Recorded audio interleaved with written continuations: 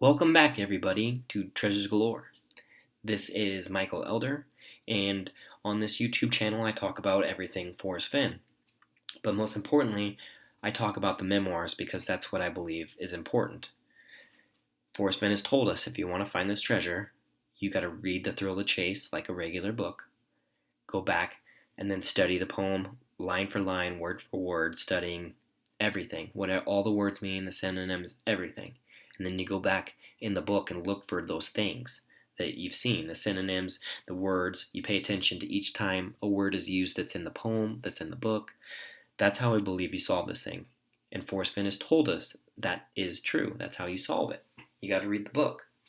If you do not have the book, I really suggest you get it. You're at a huge disadvantage in this chase. Now, yes, you can find the treasure chest without the book, but he doesn't give you odds. I mean, being possible means it could be 1 in a trillion chance, you know, which is true. I mean, almost anything's possible given enough time. So he's not lying when he says that. But this video is probably going to be one of the most important videos that I make, in my opinion. I believe that there is so much evidence in the book that I haven't heard anyone talk about. This has been talked about a lot, but for me to solidify it, I've never heard anyone mention it. And the solidification comes in Too Far to Walk. And I'm going to show you that. There's 6 instances in Too Far to Walk where he uses it, where it hints back to this clue. But he uses it in a different way. It's really creative. And if you didn't study The Thrill of the Chase, it really, wouldn't catch in your mind. So it's awesome, and I can't wait to share it with you guys. So without further ado, let's jump in. So before I start off, I'm gonna read off of Dal Neitzel's site and tell you that Forrest Fenn has told us that the treasure is not in a graveyard. It is not in a graveyard, so do not go digging up graves. But that does not mean that one of the clues cannot be a graveyard. And let's go to The Thrill of the Chase, because The Thrill of the Chase is like our Bible. Always got to have it out when you're watching my videos so you can read it. It sticks in your mind way more when you read it than when you hear it, trust me. So, page 41, chapter Surviving Myself. Sometimes, when it wasn't too cold, I'd get even with my father for switching me by jumping out of the window by my bed and walking down to the cemetery, which was just a block north of our house. It took guts to go in there when it was dark with no moon. I still remember the sense of accomplishment I felt when I sat on some dead guy's grave marker. I wasn't even afraid. A kid really has time to think in a graveyard. Okay? So, if you haven't watched my keyword video, do that. So in this little paragraph, he mentions cold, which, like I said before, I believe that is one of the keywords. Keyword is cold and home, and he uses them both, kinda. So he says, when it wasn't too cold, remember in the poem that your effort will be worth the cold. Okay? I'd get even with my father for switching me by jumping out of my window by my bed and walking down to the cemetery. So he's leaving his house, his home, and walking to the cemetery, okay? So like I said before, home is synonymous with home of Brown. So he's leaving the home of Brown and going to the cemetery, which is no place for the meek. It took guts to go in there when it was dark with no moon. Okay, it took guts to go in there. That's no place for the meek. Go in a cemetery when it's completely dark with no moon and sit on some dead guy's grave marker. That would kind of freak me out. I know it would. But, a kid really has time to think in a graveyard. Now, Forrest Fenn always tells us to think. Think. Think about this. Think about what he just said. It was cold, he's leaving home, and he's going into a cemetery. And it took guts to go in there. He wasn't even afraid. That's no place for the meek. That alone should stick out in your mind when you read The Thrill of the Chase. If you're going through each line in the poem and going back, that should stick out in your brain that is a possible no place for the meek. Very possible. It is blatantly possible with just reading the story. But that's just the tip of the iceberg. So a kid really has time to think. So let's go. We'll start in the Thrill of Chase, and I'll go through the Thrill of the Chase, and then Too Far to Walk, and then Once Upon a While, and then I'll go through some internet stuff. So might have to break this out in a few things. And I know House Husband Diaries did one of this. He's one step ahead of me all the time. Damn you, Carter C. So, anyways, let's go to Spanish Toy Factory, page 33. So, Forrest Fenn writes, I still remember that grandmotherly look on her face, and I've thought about her in some of my best dreams. If I could find where she's buried, I'd slip out there some dark night and push a nickel under her grave marker and just leave it there. Somehow I sense she knows that and is smiling down. Okay, so another about finding this woman's grave that he doesn't know where it's at. And he's going to push a nickel under the grave marker and just leave it there. Okay, like I said before, guys, it's not hidden in a graveyard. But it's just really weird that, he brings this up. That he's, if he could find where she's buried, he'd go out there and put a nickel under her grave marker and just leave it there. Kind of like he did, the chest. But what's interesting is he says dark night again, just like when he went in the cemetery, when it was dark. And he said he'd push a nickel under a grave marker. Well, if you look up that, putting a nickel on a grave marker means that you served in basic training with them. So, is No Place for the Meek a cemetery where one of his friends was buried from Vietnam that he went to basic training with also? Very well could be, guys. Very well could be. Like I said, this might be the most important video that I make. But just wait. I'll save the best for last, so you gotta wait. Okay, so A Gypsy's Magic, page 42. The screen was easy to unlatch, so I jumped to the ground and run as fast as I could through the cemetery across a wide field toward the firelight. So again, guys, he's sneaking out of the screen. That's his home. He's leaving home and going directly to a cemetery. Okay? Directly home, cemetery. And then across a wide field toward the firelight. So remember my other video about the wide open field that he ran across to avoid detection? Maybe you got to go through the cemetery first, and then there's a field behind it. And then that's where you're going to find your heavy loads in water high, which I believe, as I've said in my other video, is a creek, a little creek. So anyway, again, he's running away from home to the cemetery, running through a field. Very interesting. So let's go to the next one, which is Stout-Hearted Men.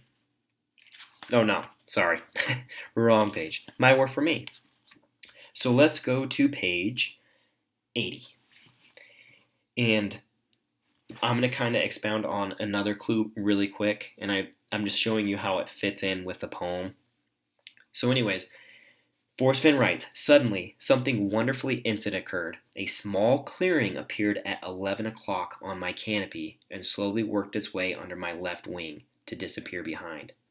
It was magical because a small waterfall in the center of the clearing dropped water so far that it turned to mist before it could spread on the rocks below. It must have been 100 feet or more. Okay, so I know people are obsessed with waterfalls. It really does seem like that's water high and heavy loads in water high, right? The water falling down, which would be water high, and then the heavy loads would be the rocks below. I mean, it makes perfect sense, right? I don't believe that, but if you do believe that, it makes sense with the way it's described in the book.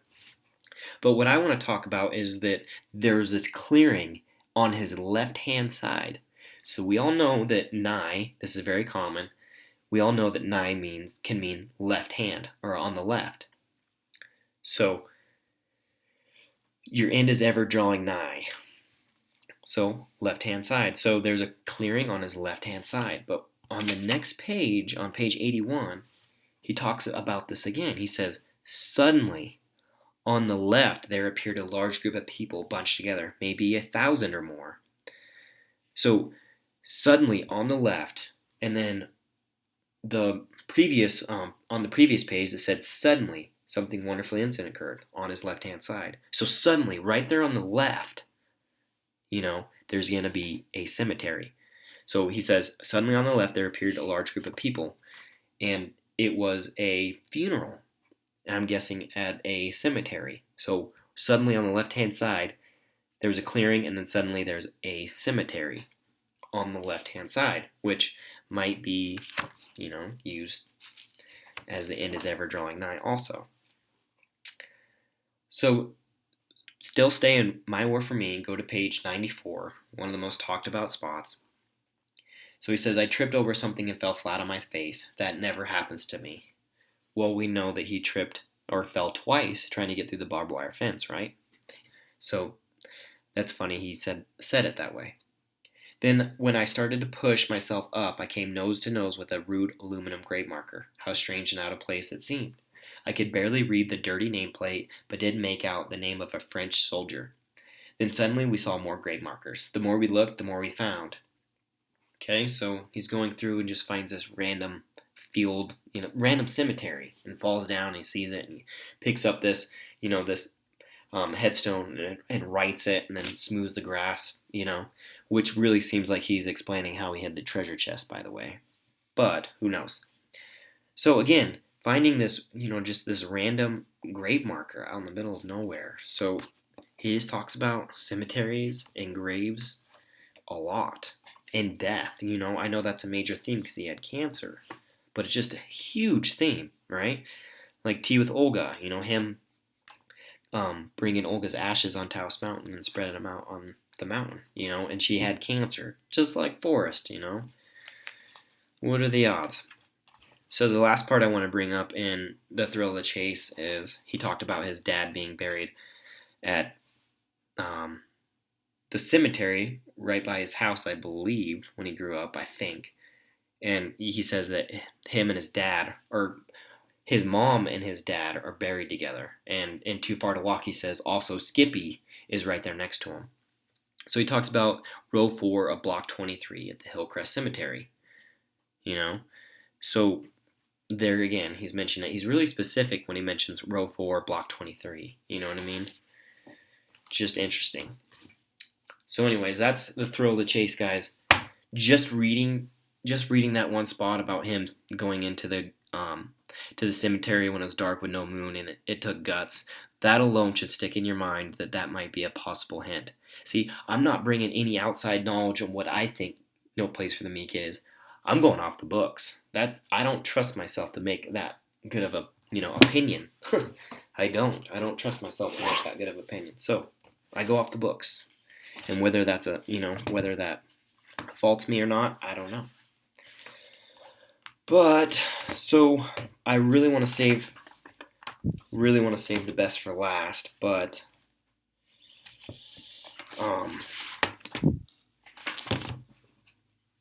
I'm not. I'm just gonna go right into it because I'd get out of place. So without further ado, this is the meat and potatoes of what I'm gonna say. So there are a lot of interests in graves and cemeteries and stuff, especially in Once Upon a While. In Too Far to Walk, he has a chapter that is talking straight about finding this random gravestone marker. So it's page 243 in Too Far to Walk. It's called RIP. So they're just searching Wyoming. So I'll just read it to you. Okay, so Elmer Gorey, an arrowhead collector and friend from Indiana, took this photograph of me standing beside a small fenced-in marble grave marker. It had fallen on its side, and I righted it. The inscription read in part, Mary M. So again, there's this random grave marker he finds out in the middle of nowhere, and he sets it up and writes it. It's like begging you to go back to My War for Me and look for hints, right? I mean, just begging. There was nothing but raw nature for miles in every direction. We thought it was a special place to be buried. I know Mary is resting in peace. So, just a really weird story to write, right? I mean, it just goes right back into, it leads you right back into Thrill of the Chase. So here it is. Here it is how I know, in my mind, that this is the right answer to that clue. So, you got to use a little imagination on this, okay? So, in chapter 10 of Too Far to Walk, page 50, he's talking about he took a train from West Yellowstone to go to Atlanta, and he's talking about he had to get into this rail car, and it was so full of soldiers that there was hardly standing room. Okay, Even all of the holding places were taken. I was crowded in so tight between bodies that there was no way I could fall. Okay? I was crowded in so tight between bodies that I couldn't fall. So he's crowded with bodies around him, okay? Okay. You're probably saying, what are you getting at, Michael? What are you getting at? Just wait. The next chapter, Sun Valley gig. Forrest Fenn writes, my boss didn't pay me much, but I did get a place to live as part of my salary. We made friends fast, and before long, so many kids were sleeping on the floor that there was hardly tiptoe space. Okay, and let's jump to the next page really quick. A floor and a bath for $1.50. We kept a small light on at night so no one would get hurt trying to get to the bathroom. There was such a jumble of bodies and clothing that sometimes we wore things that didn't belong to each other. Okay, so let's go back to the previous chapter, right? So he says I was crowded in tight between bodies. Okay, so he's in between bodies and he could sleep for long distances. Okay, so sleeping and bodies. Remember that. Now in Sun Valley gig, he's talking about there were so many kids, so it's jammed. There's jam-packed with kids, right? Just like he was on the train, right? Crowded with the soldiers. Now he's crowded with kids sleeping on his floor, and there was hardly tiptoe space. But the word that he used to describe the kids sleeping, there was such a jumble of bodies. Same word he used in Sun Valley, or the previous chapter. Bodies and sleeping and crowded. Okay? The next chapter. It's almost like he's trying to make a hint by giving this thing to you 3 chapters in a row. Habitat for sergeants. And off topic, I do not understand. Forrest Fenn has used the words warm water in his book, In the Thrill of the in Too Far to Walk, and barely anyone talks about him using those words, warm water. Okay? So remember, sleeping, bodies, and crowded. So he says, dripping laundry and a huddle of 60 bodies living in one room didn't seem to be a problem for me at age 22, but it would probably kill me today. We took turns building coal fires in the furnace room at 4 a.m. so we could shave with warm water. Okay, I'm going to make a video about where warm water's hauled, but he's saying building coal fires in the furnace room, doesn't that sound like a train? Trains are built off of coal, right? So they could shave with warm water. Interesting. I'm not going to go into that, but back to our subject. So again, a huddle of 60 bodies living in one room. So it's crowded with 60 people huddled together, and it would probably kill him. Okay, so sleep, we all know, is a cousin of death. Okay, sleep is a cousin of death, and I believe that he's using that right here. Okay, he's tiptoeing through these bodies. Doesn't that sound like he's walking through a graveyard? There's a whole bunch of bodies, just like, remember the funeral in My War for Me about the 1,000 people or more? What if No Place for the Meek is a big cemetery? I'm not done yet, guys. I'm not done, so you just hold on. Hold on to your britches. Okay, so I'm getting off that subject really quick. I'm going to go through the other instances, and then I'll jump back on that. So don't forget, bodies, crowded, and sleeping. So chapter 25, he says this is going to get me in trouble, and that's why I named my other video that, just so you know, anyone who's read the books as much as I have. So he talks about the war memorial and all the names of everyone who died in Vietnam and their tears. What does he say? He said something about tears. You know, the tears wash it clean every day. I can't find it real quick, but I got a lot of stuff to talk about. And then, you know, later on, he's talking about Lost and Found, a saga about a Spanish guy being found in Wyoming. So another, you know, about finding someone's grave or something like that. You know what I mean? So here again, do you guys remember what I said? Bodies, crowded, and sleeping. So, but when the screen door slammed, this is chapter 27, Mrs. Rockefeller Goes Vogue. But when the screen slammed, there was a wild dash as three stampeding female bodies flung across the room and clanked on the poor trash can. No one was hurt, but it was funny. I'm glad my wife wasn't there because she might have been killed. It's funny because excuse me, stuttering. I'm getting all excited. In the previous chapter, he talks about it would probably kill me today, and he's talking about the huddle of 60 bodies. So it mentions death, sleeping. This one mentions death too, and three stampeding female bodies. Why does he describe these people as bodies? Because it sounds like they're probably dead, and that's why he's using the synonym as sleeping, death, tiptoeing through bodies. Isn't that weird? But wait, guys, there's still a little more. So Ode to Joe, he's talking about his friend that died and all that. And then there's the chapter that got me in trouble.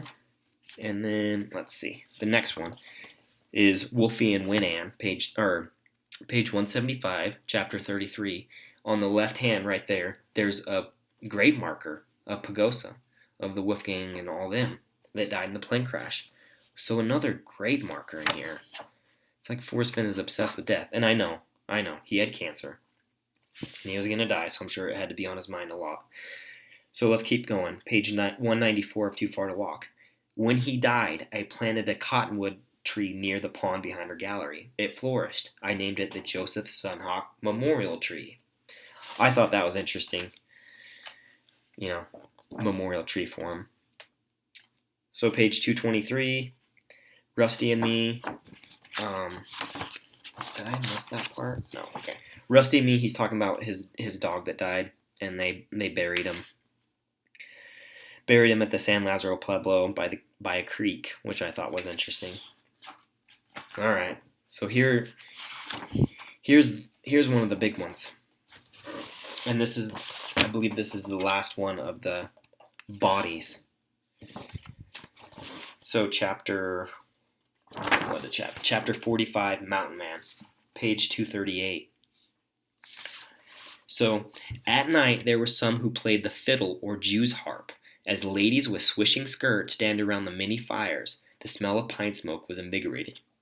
Okay, that should sound familiar to you because that's almost exactly out of Gypsy Magic. Okay, the women with the Jew's harp and fiddle, and the women with skirts swishing around the many fires, directly from Gypsy Magic. Directly. Okay, so that should stick out in your mind. Remember Gypsy Magic when he runs through the cemetery? So, I usually had a motel room in the nearest town. And I believe he's talking about hiding the treasure. He had a motel in the nearest town. And about midnight, so when it was dark, after the fires burned low and everyone was asleep, again, sleeping, again. It's crazy.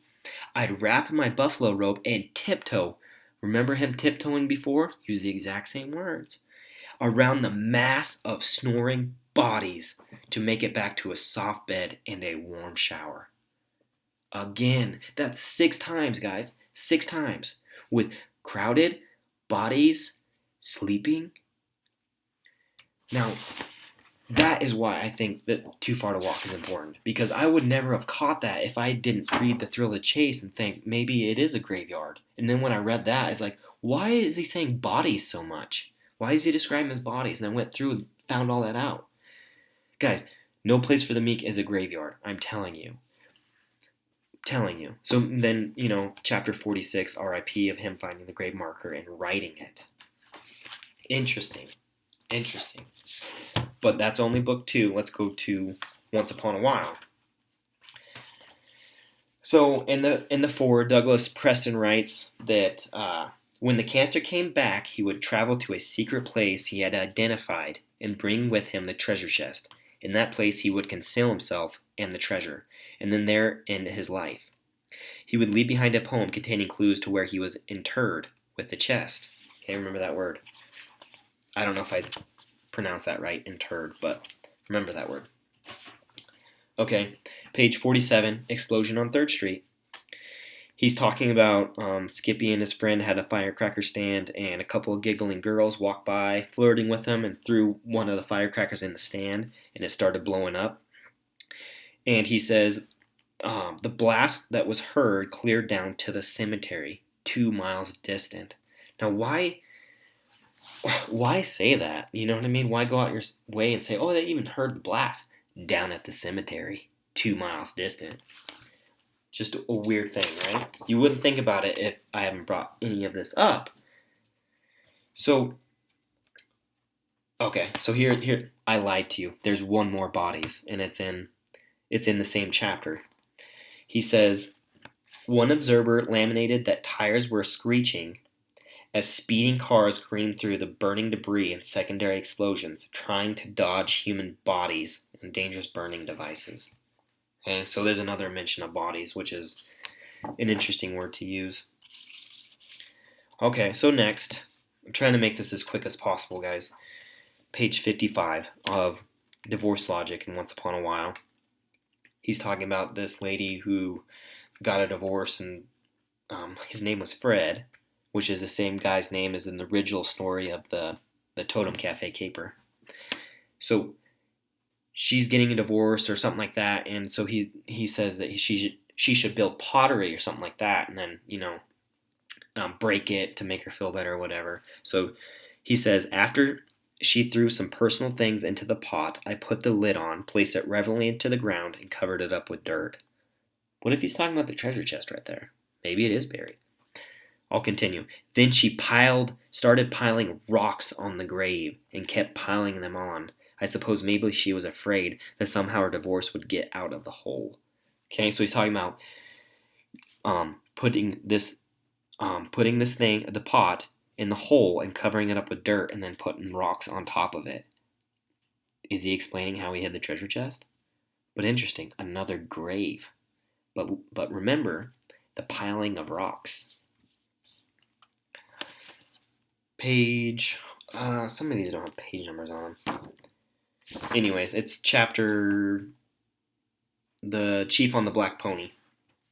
So he says, on October 10th, 1871, during the Battle of Blanco Canyon, Quanah Parker rode up to the trooper Gregg of the 4th Cavalry U.S. and shot him with a Smith & Wesson American. The trooper was interred where he fell, and rocks were placed on his grave. Okay? So interred, that's the same word that Douglas Preston used in the Ford. Now I know whatever Douglas Preston say, we can't really go off of it, but it's weird that he used that word also. And also, again, rocks were placed on the grave. Again, grave. And in this one, he's talking about rocks being placed on top of it. I believe he's talking about the treasure chest, and there's rocks on top of it. Or a rock. Not a big rock, but a rock. So, on the next page, he says, visiting Quanah's gravesite at the Fort Still Cemetery, where he's buried beside his mother and his daughter, was a spiritual experience for me. I just love the Indian history. So going to this burial site was a religious experience for him. Well, let's continue. So on page 133, there's a picture of a cemetery in the background. It's kind of out of place. Yep, no, that's not it. Dang it. I missed one. Let me go back, guys. I missed one that's really important. So, am I being crazy, guys, or am I actually onto something here? And I'm sorry for making you wait, but this one I cannot miss.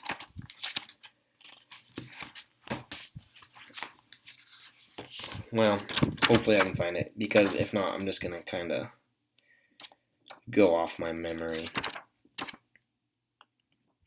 So he's talking about trying to find this guy's gravesite, and I don't remember who it is. Help me.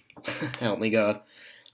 He's trying to find this guy's gravesite, and they studied about this war, and they're going out and trying to find it, and he says about 46 miles north is where we thought his gravesite would be, and he's talking about rocks being placed on his grave. So remember that for a future video. 46 miles north, okay? And then he's also talking about rocks on the grave. So that's 3 different instances with rocks on graves, hundreds of instances of cemeteries, and 7 instances of him being crowded in bodies and tiptoeing through them that are sleeping. Okay, super important. But now let's go to some stuff that's not in the books. I'll start with this one. On May 20th, 2016, Forrest Fenn writes, Billy, when I asked that question many years ago about going to a masquerade party, I said I'd wear the best clothes and go as a bum. My wife didn't like that answer, so I should not mention it to her and risk visiting her wrath again. I built my home in Amelia White subdivision, and she lived only 2 blocks from me. The School of Advanced Research is housed in her home today. She had lots of animals, and the pet cemetery she maintained on her property is landscaped beautifully and has a fence around it. Remember the barbed wire fence? There may be 100 graves, but I don't know how many for sure. There were times when the stress of my business required that I get away for an hour. I would go sit in the speckled shade of a few pinyon trees by that special little place and read the grave markers. I was quickly rejuvenated by that experience. Sorry, Billy, I forgot what the question was. So to get away when things were stressful, Forrest Fenn would go to a pet cemetery and read the grave markers, and that rejuvenated him. He calls this place a special little place. His special place. Cemetery. Interesting. So that one was from Too Far to Walk. Oh, here it is, guys. All right, back to what I said about the 46 miles north. So Captain Carter, who was awarded the Medal of Honor for his action in the fight, drew a map of the battle, which loosely identified the burial location. 95 years later, when I was stationed in Lubbock, a friend, Bill Griggs, and I searched relentlessly for this trooper's grave. The evidence showed it to be somewhere about 46 miles north of where I lived. So remember that. 46 miles north. And he's looking for this grave. 46 miles north. Now, I haven't made this video yet, but remember 46 miles north. Okay, let's keep going. I don't know if there's anything. Yeah, he's talking about living in a cemetery by it. And this is interesting too. So I started making rules when I was about 8 years old. Too young to have the intelligence to make rules for myself, but I remember I was sitting on my front porch in Temple, Texas, about 8 or 9 years old, out on the edge of town, the street in front of us. I don't remember. It may have been, it may not even have been paved. I think it was paved because the cemetery was right there on that little paved road. But anyways, there was a livery stable, and then he goes on through a story. So he's just kind of throwing that out there. He's like, oh, I don't remember if the road was paved. It was because the cemetery was right there on that road. It's a really weird thing to say. Really weird thing to say. Okay, so this is my last point. So this is scrapbook. What scrapbook is this? 137. So this is from someone else. But I just thought it was interesting because it really goes, maybe that's why Forrest Fenn put it in there, because it really goes with what Forrest Fenn has said in his books. So I'll read. I guess I could share with you that I recently found my great-great-great-grandfather, Bedingfield's history, and his sons and their sons. He is buried just outside of Georgia in a small unknown grave with the family graveyard, of whom his wife's family, the Kilgores. There is a man who lives nearby there, a photographer, who, while jogging past, took a picture of the little grave site now sitting all alone on the side of the road and posted it online, saying, met my neighbors from 200 years ago. He did not know who they were or who was lying beneath the now eroded, broken headstone. What if someone who got within 200 feet, doesn't it? Interesting, right? He uses the word, or this lady writes 200 years, 200 feet. Maybe the person that got within 200 feet took a picture of a grave marker that had, maybe it was Meek. Maybe there's a grave marker that says Meek, and someone took a picture of that grave marker and sent it to Forrest, and that's how he knows. Complete speculation, guys, I know. This is my last clue, or my last thing I was going to bring up, and there's a reason, because it's not Forrest Fenn writing that. So I'll continue. He did not know he, meaning my great-great-great-grandfather, had fought in the Civil War, that his youngest brother had died in the war and he had been held prisoner at Vicksburg. He was unaware that he and all of his 6 brothers and sisters had been born in the house that used to stand a few yards away, and his father was buried out near the old mill. That his sister had chased away Sherman's men down the long dirt road, swinging her broom. The farmstead was now long gone. No picture of him remains, no name. But I knew, and that meant the world to me, to travel out to the gravesite, which no one understood and thought was foolish, was like touching them. Seeing what they saw, being closer, if that makes sense. Kind of like touching George Washington's painting. Exactly, right? It's exactly like that. With sitting at, someone's whose grave marker, maybe it's a famous person that Forrest Fenn adored, and that's kind of the way he got a connection to, is, just sitting there, and that's where his body's at. So tell me what you guys think. I mean, with Too Far to Walk, that's what I'm most important about. That's what I want to know. What you guys think is the stuff that I brought up in Too Far to Walk about the being crowded in between bodies, sleeping, tiptoeing them. He brings that up 7 times. Now, what could that mean besides that you need to go through a cemetery? There's so many instances, and I'm sure I left out quite a bit, but these are the ones I thought were really important. I can't stress it enough. This video, I believe, should have, thousands of views, and I ask you guys to share this video, to share it with the whole community, because I think it is really that important. But leave me your feedback, guys. I'm just shooting off the cuff on this video. I'm trying to get ready to do live videos. I don't know if I'm ready or not. So this video was me trying to just talk straight without any editing or anything like that. So I hope you guys like it. I think it's super important. Let me know what you guys think. So I will be coming out with a video here in the next week or so. I want this video to digest in your guys' minds for a little bit, and then I'll make my next video. It'll probably be my book review video. So anyways, guys, I hope you liked it. Let me know what you guys think, and stay tuned, because there's a lot more where this is coming from.